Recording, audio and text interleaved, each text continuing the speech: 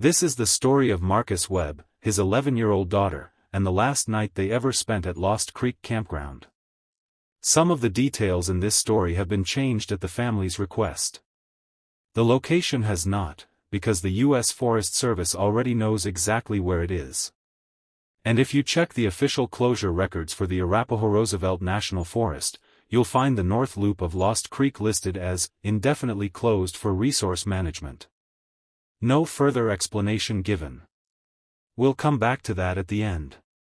Let's start from the beginning.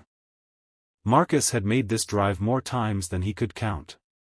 3 hours north out of Denver, off the interstate, onto a Forest Service road that turned from asphalt to washboard gravel and finally to hard-packed dirt. This wasn't some campground he'd found on an app. This was his father's campground. His grandfather's, before that. Site 14 at Lost Creek, tucked against the tree line, 30 yards back from the creek itself, far enough from the RV loop that you never heard a generator. Now, 38 years old, recently divorced, Marcus was bringing his own daughter, Ellie. 11 years old, sharp as a tack, and already, in Marcus's completely unbiased opinion, a better fire starter than he was. They pulled into Site 14 around 4 in the afternoon. The light was doing that thing it does in the Rockies in early autumn, gold and low and slanting through the pines. They had the tent up in 20 minutes. Ellie had her own system for gathering kindling, smallest twigs in her left jacket pocket, medium sticks in her right, the big stuff cradled in both arms like she was carrying firewood royalty back to a castle. Marcus watched her work and felt that specific ache that hits you when you realize your kid is turning into someone you're not just proud of, but someone you genuinely like. At the trailhead that morning, there'd been the usual ranger postings. Bear activity in the area. Pack out your trash. No fires after 10 p.m. under red flag conditions. Standard stuff. Nothing that would make you think twice. But here's the thing about Lost Creek. If you look up old forums, camping forums, hiking forums, even a couple of true crime subreddits, you'll find scattered posts going back almost 15 years, all describing something similar happening on the North Loop. Different families. Different months. Same story, almost word for word. It always starts with the fire across the ravine. It was Ellie who saw it first. Dad. Look. Across the ravine, maybe half a mile out, visible through a gap in the pines, a campfire glowed orange against the darkening blue of early evening. On its own, that's nothing. It was a Friday. Lost Creek has 11 sites.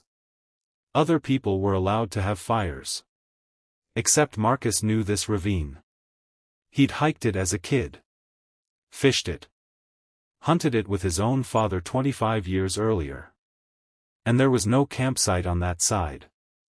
No trail wide enough for a vehicle. No flat ground you could pitch a two-person tent on, let alone build a fire ring, just a steep, rocky slope choked with deadfall and loose scree. Backpackers, probably, Marcus said. He made himself believe it. That's important.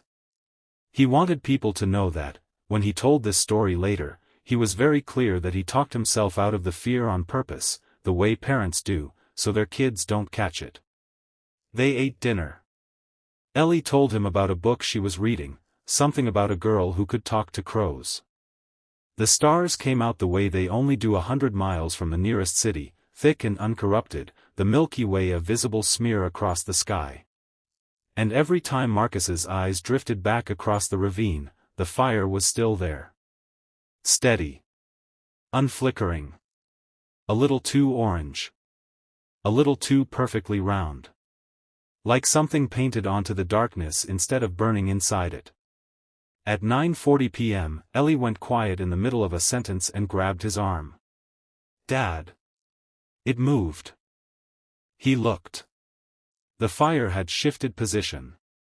Not flickered, fires don't relocate, they flicker in place. This had actually moved, maybe 30 feet to the left along the tree line, still glowing that same steady, wrong shade of orange. Like someone had picked it up whole and set it back down somewhere else. Marcus told himself it was a person carrying a lantern. He kept telling himself things, for the next hour, while that light drifted along the far side of the ravine in ways that didn't line up with anything a person could physically do. It moved down a slope steep enough that Marcus himself would have needed both hands and a headlamp to manage it. It passed through brush thick enough to stop a deer. And there was no sound. That's the detail that finally got into his chest and stayed there. Half a mile of dead-still mountain air at night, sound travels for miles in conditions like that, and there wasn't a single snapped branch. Not one voice. Not one footstep. Nothing. A silence that felt less like absence and more like something holding its breath. At 10:15 p.m., Marcus got Ellie into the truck. Told her it was too cold for the tent tonight. Told her they'd sleep sitting up in the cab, just this once, made it sound like a fun adventure, a story she'd get to tell her friends. Ellie believed him. Or she pretended to, the way kids do, when they've quietly decided their father needs them to be brave more than he needs them to ask questions. Marcus did not sleep. He watched the light. First across the ravine. Then, sometime after 11, it wasn't across the ravine anymore. It was in the trees at the edge of their own campsite. 30 yards from the truck. Then 20. Drifting closer with that same smooth, silent, physically impossible motion, never flickering the way a real flame does, never making the small hiss and crack of burning wood, never once behaving like fire is supposed to behave. At 1 a.m., it stopped. It sat at the tree line, glowing steady, patient, like it was waiting for something. Like it was waiting to be invited in. Marcus started the engine the moment the sky went gray. He didn't look in the mirror once on the drive out.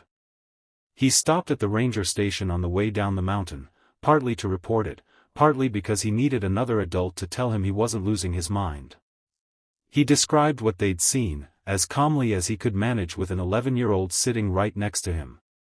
The ranger on duty didn't ask many follow-up questions.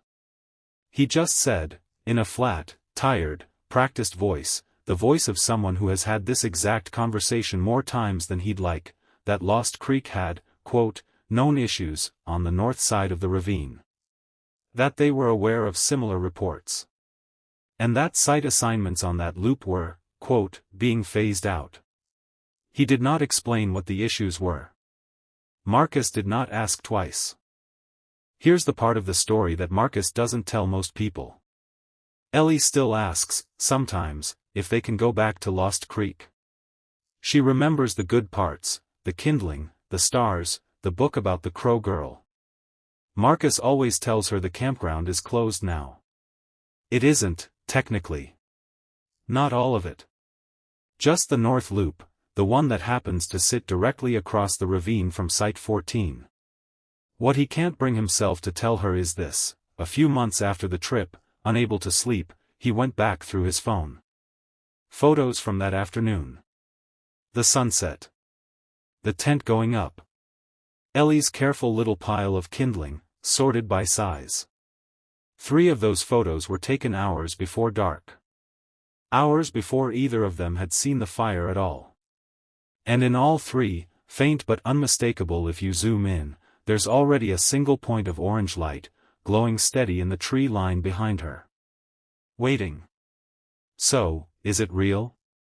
Is Lost Creek's North Loop actually closed, or is that just a coincidence dressed up to sound scarier than it is? Here's what we do know for certain: campfire-shaped lights that move without sound, without flicker, and without a source, show up again and again in ranger reports and camper accounts across the American West, not just at Lost Creek, but at dozens of remote sites where the terrain makes an actual fire physically impossible. Some call it swamp gas. Some call it ball lightning. And some people, the ones who've actually sat in a truck at 1 a.m. watching it stop at the tree line, don't call it anything at all. They just don't go back. If this story got under your skin, let me know in the comments, and if you've ever seen a light like this on a trip of your own, I want to hear it. Subscribe for more true camping horror, because trust me, this isn't the last story like it. Stay out of the woods after dark.